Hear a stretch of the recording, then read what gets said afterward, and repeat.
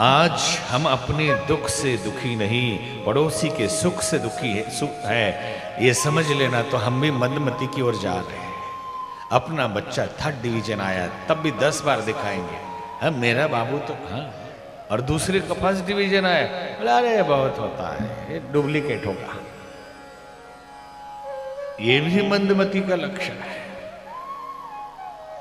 एक बार एक पंडित जी पूजा करते थे, तपस्या करने लगे। तपस्या करते करते कभी पेड़ पे रहे 2 महीने, कभी बिना खाए रहे। एक बार भगवान शिव प्रसन्न हो गए। बोला वत्स मांगो, क्या मांगना है? तो बोले प्रभु भोलेनाथ एक वरदान दीजिए कि सारी मनोकामना पूरी हो जाए।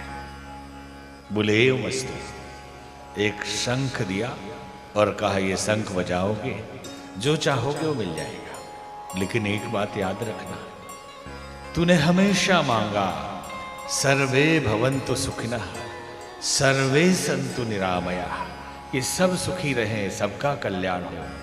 तो तुम्हारे इस वरदान के साथ मैंने वो भी जोड़ दिया कि जब तू शंख बजाएगा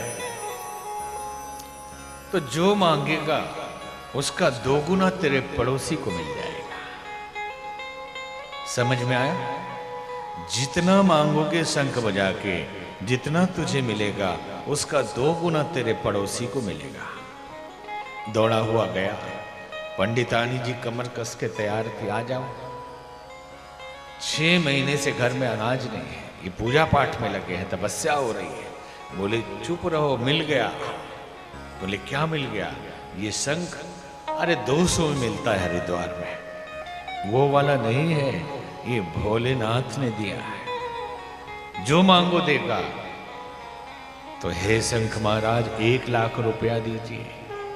1 लाख प्रकट हो गया, 1 लाख प्रकट हो गया। अब याद आया कहीं पड़ोसी को ना मिल जाए। जाके देखा, पड़ोसी का दरवाजा खटखटाया। बोले टिल्लू जी दरवाजा खोलिए। तो क्या बात है? तिजोरी दिखाई।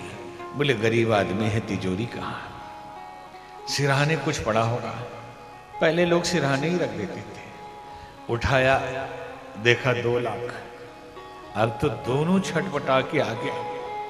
बोले हे शंख महाराज, ये गहने आजकल नए नए बहुत आ गए, और जब से शादी हुई है, जो शादी में आया था उसके सिवा आज तक एक भी गहना नहीं बनवाया, कि मेरा शरीर गहने से भर जाए।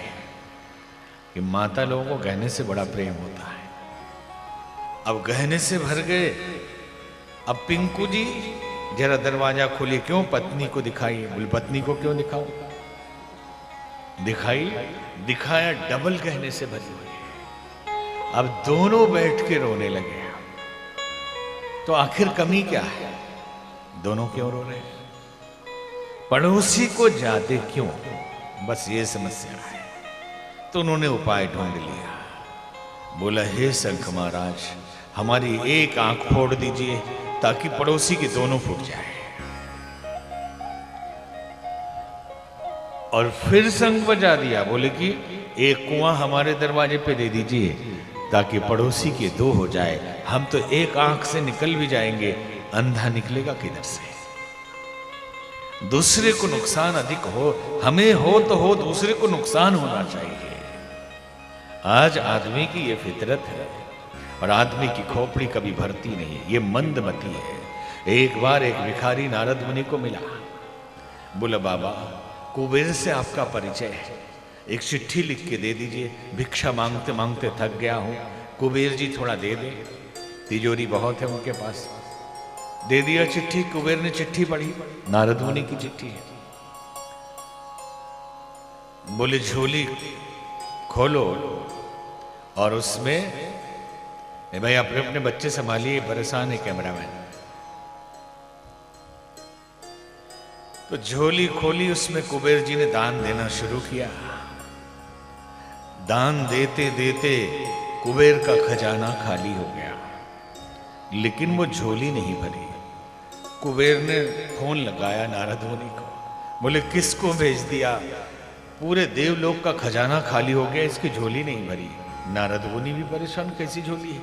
आके देखा झोली खोल के, उसमें खोपड़ी थी, एक खोपड़ी रखी थी। नारद मुनि समझ गए दुनिया की कोई भी तिजोरी भर सकती है, लेकिन आदमी की खोपड़ी नहीं भर सकती।